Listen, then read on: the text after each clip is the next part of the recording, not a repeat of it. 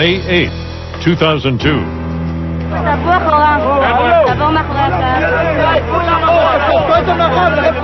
It's an all too familiar cycle, a suicide bombing by Palestinian extremists. The Israelis prepare to retaliate.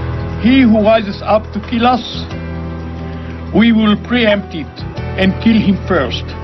And moves toward peace are once again derailed by a single bomber. We'll hear directly from the group claiming to have sent him. If there is occupation, you can expect the reaction. Tonight, action, reaction, trapped in the wheel of violence. From ABC News, this is Nightline. Reporting from Washington, Ted Koppel. It's a familiar dance in the Middle East. One step forward, two steps back. The standoff in Behtleham is in the process of being resolved, but a new phase in the latest Israeli-Palestinian war seems to be on the verge of breaking out. Only a few weeks ago, President Bush was publicly insisting that Israeli forces pull out of the West Bank.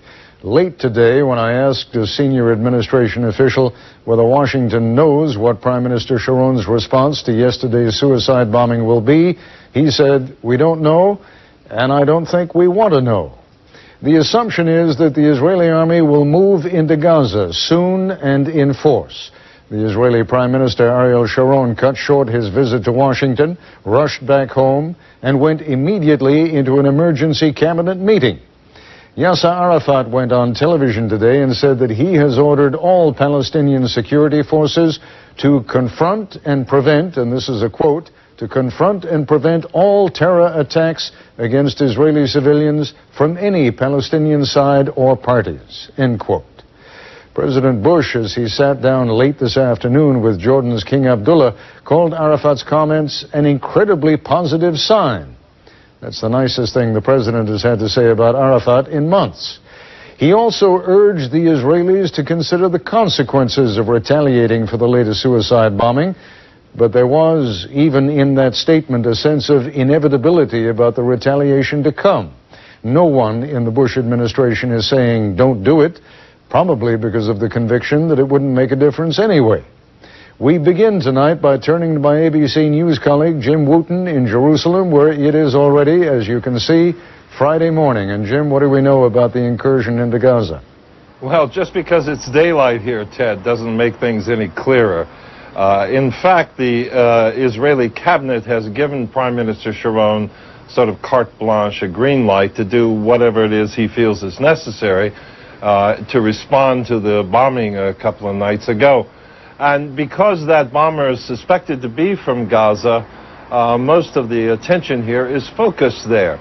But the IDF, the Israeli Defense Force, told us tonight, or today, that nothing is happening there. Not today, and perhaps not for a couple of days. But when it does happen, when it does, and if it does, the IDF is expecting another Jenin, that is, a place filled with booby traps, very, very dangerous situation for Israeli troops. As for that cabinet meeting that Sharon went into immediately after he got off the plane, the talk was of exiling Arafat. And though it never got to a vote, a senior Israeli official is saying that President Bush agrees with Sharon's contention that there can be no real peace talks until Arafat is replaced as the head of the Palestinian Authority. Now, the White House is denying that, and we talked to the State Department tonight, and they're denying that and saying there is no change in policy, and the policy is that Arafat is the guy that everyone has to deal with in terms of the Palestinians. Now, Jim, I inadvertently pushed you ahead an additional 24 hours. It's even in Jerusalem, it's only Thursday morning right now. What are the expectations, though, for the incursion into Gaza? Something along the lines of what happened a few weeks ago when they moved into the West Bank, or something a little more discreet? I think probably it's going to be, or the expectations, at least from the Israeli Defense Force spokesman with whom we talked tonight, is that it will be a full-force operation, very similar to Jenin.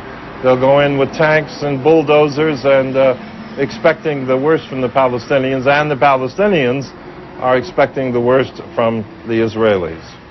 Jim Wooten, many thanks. After 37 days, the standoff at the Church of the Nativity in Bethlehem is on the very brink of coming to an end. ABC News correspondent John Yang joins us now live from Bethlehem. I hate to point out, John, but we've been saying it's on the brink of coming to an end for about 3 days now. Do we really think it's coming to an end? That's exactly right, Ted. It has been on the brink for about 3 days. I feel like I've been on the brink for about 3 days.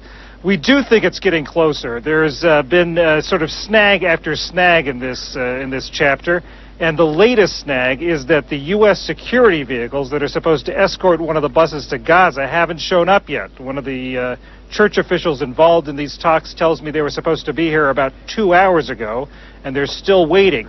And by the way, Ted, this church official told me one of their major goals this morning was to get these people, these Palestinians, out of the church before Prime Minister Sharon woke up this morning. And I don't think he was entirely joking. Just break it down for me, if you will, John. Who goes where now? Do we have a clearer sense of that? There are about 123 people in the church right now. 26 of them are Palestinian security officials, according to the Palestinian Authority.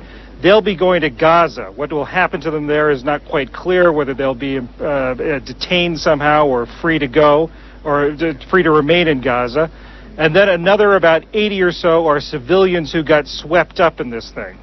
They will be taken away to an nearby army station. They'll be questioned or debriefed, their identities checked, and then they'll be free to go to their homes. Now, the 13 sort of hardcore, the 13 who are the most wanted by Israel, Israel calls them the senior terrorists. They're the ones that all the controversy is about. They actually won't be going far. They'll be leaving the Church of the Nativity itself, but they'll be going into another building in the same compound. They'll be guarded by officials from the European Union, and they'll remain there until they can find a country that will take them. You'll remember, of course, Ted, that the Palestinians and the Israelis agreed to send these people into exile, and they talked about Italy, but then Italy complained that they hadn't been fully consulted about this. And it turns out, this church official told me this morning, it turns out Italy had been consulted about this all along. It was just that originally the Israelis said there were 4 people that they wanted to send there, and it turned out that when they went in, found out who was there, that there were 13, and Italy was not quite happy when they heard that. All right, John, we've only got about 10 seconds left for this segment. The expectation still is, though, really, that it's going to happen in the next hour or two? They do believe it will happen very soon. All right. John Yang, thanks very much. The Palestinian organization Hamas claimed responsibility for yesterday's suicide bombing, and apparently they do not intend to stop. If there is occupation, you can expect the reaction. Arafat and the suiciders, they are not on the same side. It is the opposite totally. That conversation when we return. This is ABC News Nightline, brought to you by the U.S. Postal Service. Earlier tonight, I spoke with Ismail Abu Shanab, a spokesman for the Palestinian group known as Hamas. Hamas has been officially designated a terror organization by the U.S. government. Mr. Shanab joins us from Gaza City. Just before we began talking, Mr. Shanab, you said apparently things are beginning to get a little bit critical in Gaza City. Are the Israeli forces moving in? I got warning from the Palestinian defense forces that the situation is critical, but I have no ideas about the details. What is your expectation? Not less than incursion. Israeli threatened to enter Gaza, and maybe this is a starting point. I don't know. Do you consider yourself a target? Now, I understand you are with the political wing of Hamas, and it is believed that it was the military wing of Hamas that sent the suicide bomber to that city south of Tel Aviv yesterday. Would you be a target?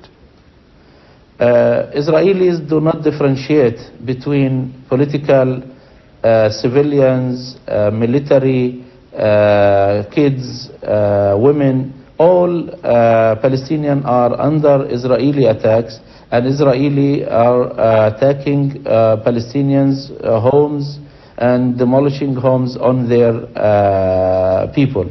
So all Palestinians, yes, are targets of an Israeli incursion. I must tell you that the impression here in the United States is that when the Israelis kill civilians, they do it either accidentally or as part of a military operation where they're going after armed men. But when suicide bombers go, as they did yesterday, to a pool hall, they are clearly targeting civilians. There does seem to be a difference. Do you appreciate that difference?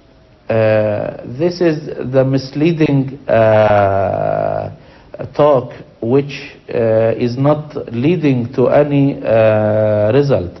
I mean, when the Israelis speak about following one military man, they do not need to destroy the whole of Jenin camp. They do not need to destroy the whole of Nablus city. So this is false and untrue. The Israelis determined, and this is what Sharon said, to kill more Palestinians. So if we count the innocents through the Israeli attacks, you find 90% of those who got killed are not wanted by the Israelis, at least. Although we are under Israeli occupation and all Palestinians are targets of Israeli attacks. You must know that no independent organization, no journalist has been able to come up with similar numbers. But let me move on because we're short on time.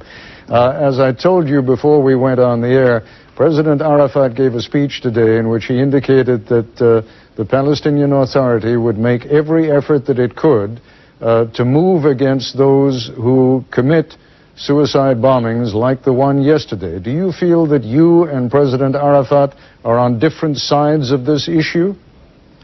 No, totally. We are on one side.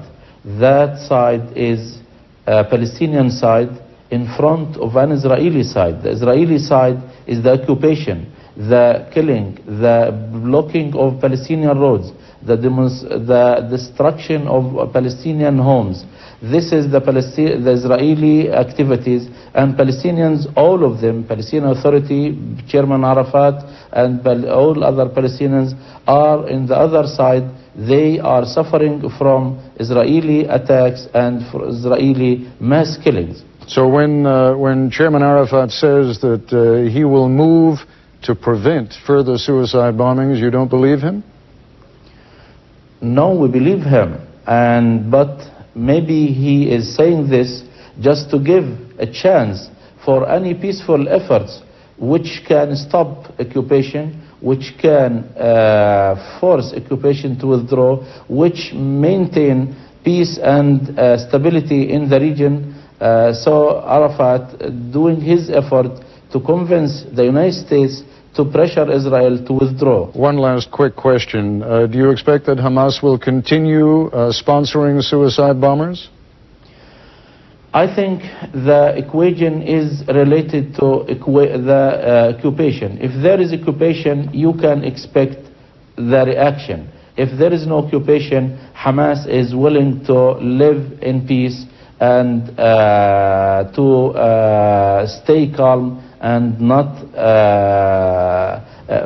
attacking any others. So for the time being, the answer to my question would be the suicide bombings will continue.